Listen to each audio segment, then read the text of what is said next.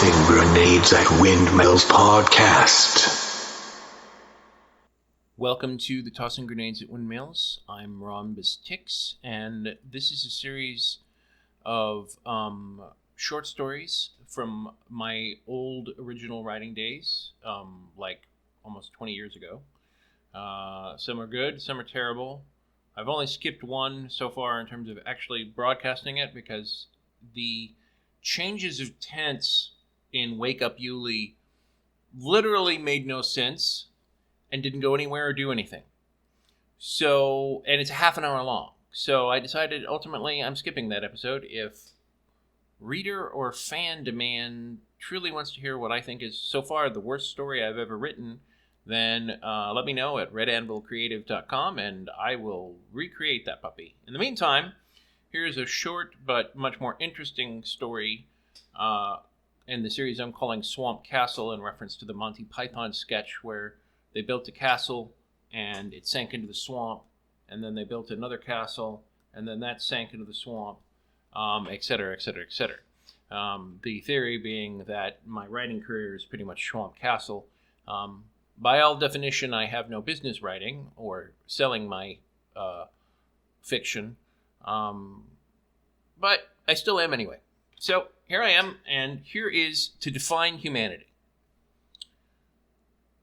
This was not his fault. Mole Drat, quote, Drat, end quote, local, felt mostly terrible. Due to circumstances slightly beyond his control, he had single-handedly destroyed every human being in the universe. Now he had to go through the terrible bother of putting them back together. The alien device was, perhaps, just perhaps, slightly more complicated than he had thought. He had estimated he'd have the problem solved by breakfast. A nagging voice in the back of his mind told him it would probably be a lot harder than that. He hated that little voice. If he'd listened to it, he never would have achieved greatness. Then again, if he'd listened to it, he probably wouldn't have caused the extinction of yet another species. Besides, this time was different. Now he knew what he was doing. Okay, fine. He probably had one or two minor technical glitches to work out. But when dealing with a machine that could do nearly anything, the only real limits had to come from within. This required a creative solution to an unusual problem. He took a deep breath, stood, and calmly looked around the room. The machine was remarkably efficient in its execution of his commands. His commands. He was a god. He simply wasn't a very good one yet. He could, after all, be honest with himself. Without truth, what else was there? He also knew that he would learn in time. Focus. He had to focus. He told the machine, "Make me the ultimate man." Any machine built by a race as wise and powerful as the Yulee would surely have understood that ultimate man meant great wisdom and intelligence. He had been shocked at first by the complete lack of noticeable transformation. The simplicity of the affair occurred to him nicely. The machine, in its literal thinking, had made him the ultimate, the very last. Apparently, it had no qualms about the political correctness of gender and language either, because it had erased all the women from the camp as well. Cautiously, he told the machine, "Restore that which previously existed." The translation matrix, backed up in small green lines of text, said, "System error." That was new. Apparently the machine did not interpret everything he told it literally. Why couldn't it have bothered to ask what he meant by ultimate man? Stupid machine. "Restore humanity to their existence," the machine said. "Define word phrase humanity." Drat patiently responded, "All right, let's try this another way. Approximately," he checked his watch, 7 hours and 29 minutes ago, you performed a function of my request. I want you to undo the effects of this request and place all of existence in the same previous state of being. Unable to perform requested function, memory capacity, incapable of autonomous storage of 12,414,115,155,982 sentient minds. Undo cannot be processed. At this point, the annoying little voice returned and was shouting all kinds of unpleasant things in the back of Drat's mind. He shut it out and concentrated on the task at hand. 3 days and 3 miserable failures later, he retreated to the chamber. His first attempt had led to an all-male species with endless varieties of his own physical forms, erasure. When he started the next day with a basic male and female model, he shuddered to think of some of the prototypes the machine had showed him until he got the formula right. He ended up with a female and male versions of himself who spent the vast majority of their time performing the most vulgar acts imaginable. While they weren't eating, drinking, or fornicating, they had clubbed each other for domination of territory. They had no sense of purpose beyond living from one moment to the next.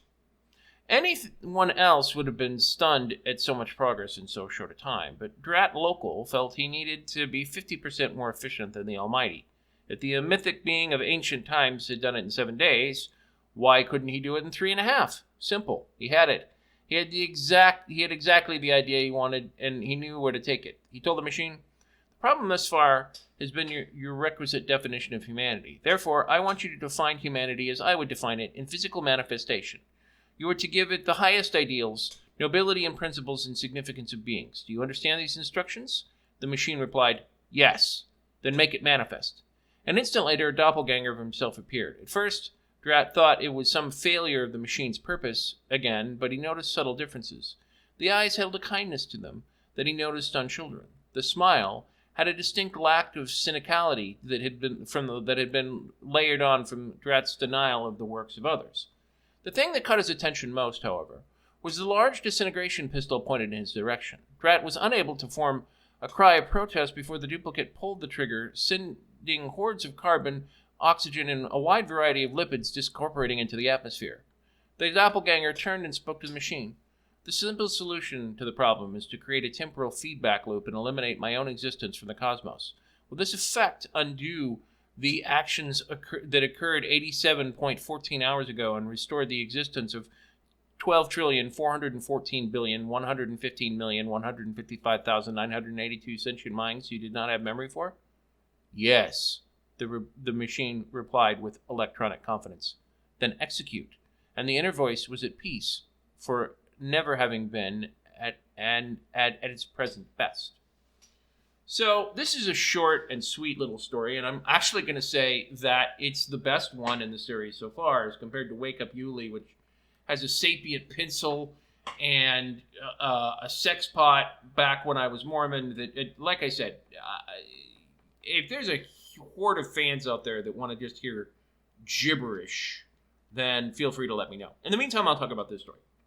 So there's some things that work and some things that don't work. The things that don't work is there's no real backstory. It's implied, but what is this machine? Okay, so it can do anything, but why can it do anything? The clear subtext here is that Drat has been part of an alien expedition to find said machine, that said machine can theoretically do anything, and that he fucked up majorly and wiped out humanity from existence. It's an amusing story, and the idea was a good one. More importantly, I now remember, having read this story, that this was the first short story I wrote when I started writing short stories back when I was around 30. I had turned 30. I had a number of jobs. I'd always kind of played at writing. Somewhere I'll find the really, really old stories that probably exist only in print form. But this is arguably the first piece of writing in my writing career, because I don't really consider the stuff I wrote in college, that wasn't even Swamp Castle, is what I'm saying. That was more like Sandcastle while I was dreaming of eventually writing Swamp Castle. And this was, Swamp Castle 1.0. And ironically, it's a stronger story than the other ones I've read so far. There's a lot that I tell and don't show, but there's also a market for short stories that are 1,000 words or less, which this one clearly is. And it does some things really right. The small detail of 12,414,115,155,982. people is a very nice little detail. My propensity for making up hard to pronounce, hard to remember names for my characters, that I sometimes still do, was terrible. Quiescence Prow is a name you remember, but it's weird. Chester Arthurson is so bland it's completely forgettable, and Darla, I can't even remember Darla's last name. The point is that names matter, and Drat Local is a really, really crappy name. I could see myself rewriting this story. If I was going to rewrite it, I don't think I could do it in 1,000 words or less. And if I had to do it in 1,000 words or less, it would focus more on, I think, Drat's inner struggle. The gimmick at the end where a perfect version of himself comes in and fixes the problem is cute, but it's been done to death. And I'm not saying that this particular story has been done to death. I do admit that I do have, what I lack for talent in writing, I have a complete propensity to come up with original ideas that if somebody has thought of it, very few people have. But I do know that, for example, that while this particular, make me the ultimate human bit hasn't been done before, I've definitely read and seen stories where humans get access to vast power and fuck it up. It's called the Infinity Gauntlet or the Cosmic Cube. Comics have done it a lot. And there's a lot bigger fuck-ups in comics than any character I've ever written, except for possibly the Sapient Pencil and Wake Up Yuli.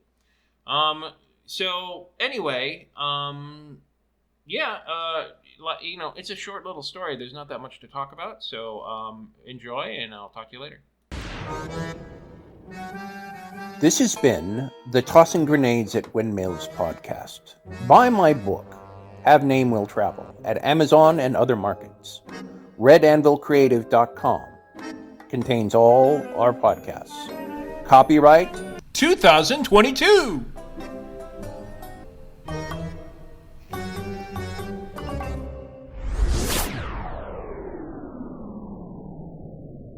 To fight the forces of evil!